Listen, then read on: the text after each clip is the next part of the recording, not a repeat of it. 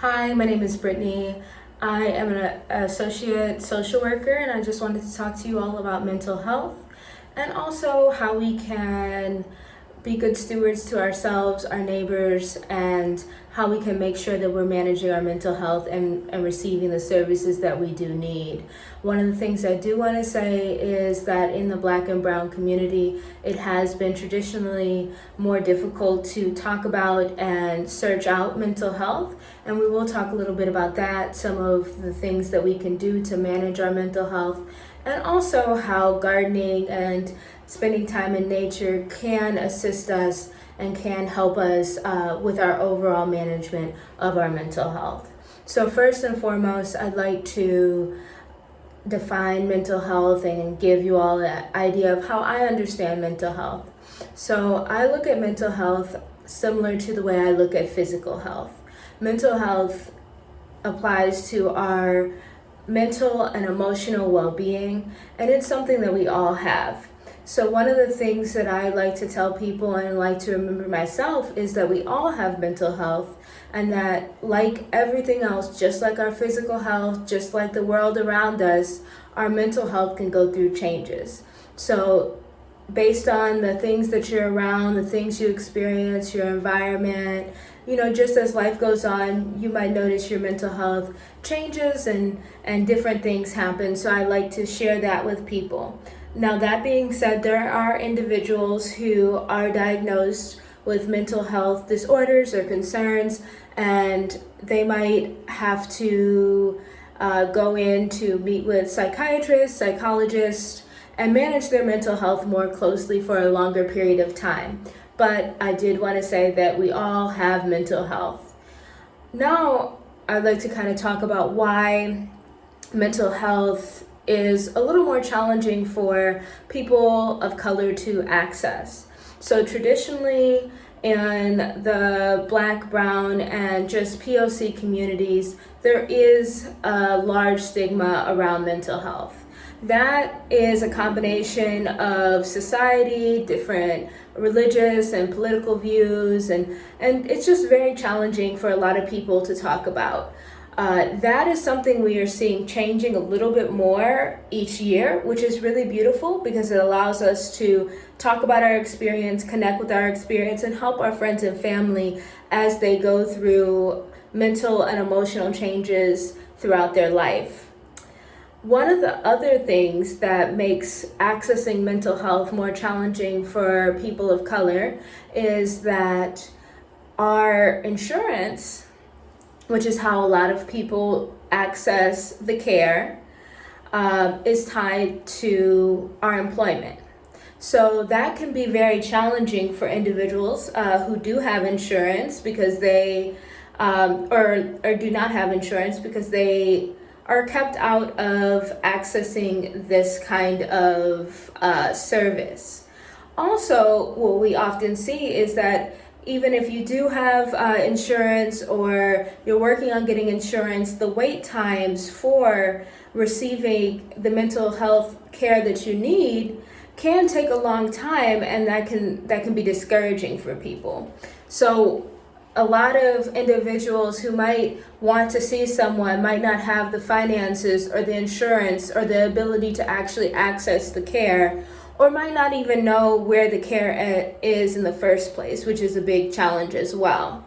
So that being said, towards the end of this video, I will be providing some resources in the link below that you can use if you're in the Los Angeles County area to find mental health, because I do think that it is important for us to provide these resources and then also circulate them and just keep them in the back of our mind in case one day you're talking with a friend or a family member and they express that they're experiencing a challenge. So one of the things that I think does not go talked about, or is not talked about a lot, is yes, there are individuals who are diagnosed with mental health concerns and receive treatment. But one of the things that I think that we do not take into account as mental health professionals, and something that can be overlooked, is how our experience and how our environments play a role in our mental health. So I say that to say that there's a lot of people who are experiencing trauma and having trauma responses in our communities, and they are not being cared for in the way that is conducive to them getting well. So I say that to say that there's a lot of individuals who might be feeling anxious or feeling depressed or feeling different ways, but they might not meet the DSM criteria to be diagnosed with those disorders, but they are experiencing it due to certain factors in their life. A lot of things like stress, challenges with relationships, community safety, food security. All of that impacts how our mental and emotional well-being kind of present itself. So like I said earlier, a lot of the times we focus on like major life events like loss of a family member, loss of a friend, end of a relationship. But one thing that I'd like to see happen more often is focusing on the day-to-day stressors that many people in the Black and brown communities do experience. So even, especially case in point in this particular time that we're in, a lot of Black and brown people are catching the virus more often than other Americans. So that can bring stress into people's lives. Another thing is institutional racism, and a lot of the different things going on politically and just nationally bring stress into individuals' lives. So I think that it's important to acknowledge that and name that, so that, when you're going into different places, like maybe you don't feel affirmed where you work, or like when you're talking to people, but that does play an impact on your emotional well-being, especially if you identify as a person of color, seeing all this happen and seeing people who look like you, or perhaps even your own family members, experiencing this and having to process that while going through your regular day does have a large impact on your mental and emotional health. Now, one of the really important things to do, even if you're not diagnosed with a mental health condition, or you are waiting to get seen, is to find activities that make you feel good, can center you, cause you to feel relaxed. So a lot of things people do can be journaling, it can be talking to a friend or family member, it can be taking a walk. Gardening can be a really good one. Gardening actually has been found to reduce stress. It has a ability to kind of pull people in and have people focus more on what they're doing and the task at hand, instead of the external factors going on in their lives. So that's one of the beautiful things about gardening.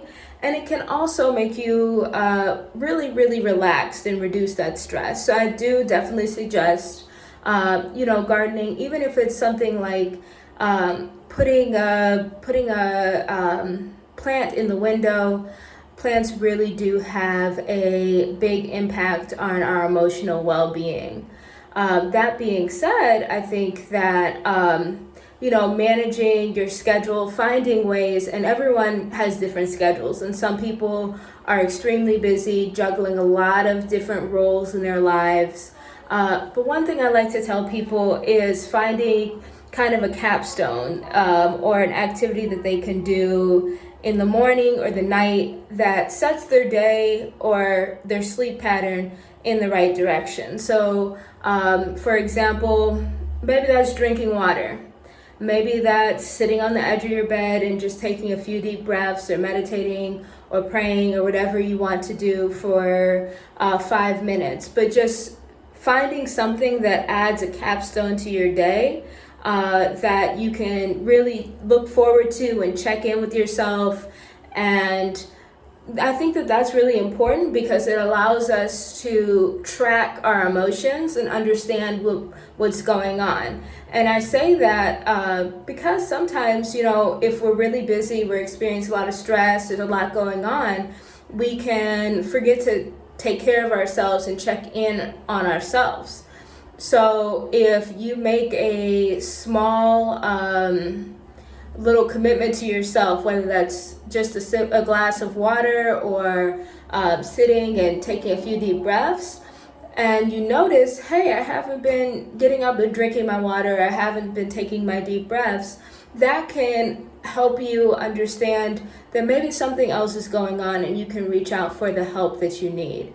Again, I will be providing some links here in the Los Angeles County that I think would be helpful to people, that they can find individuals who can provide them with services. And I hope you all stay well. Thank you.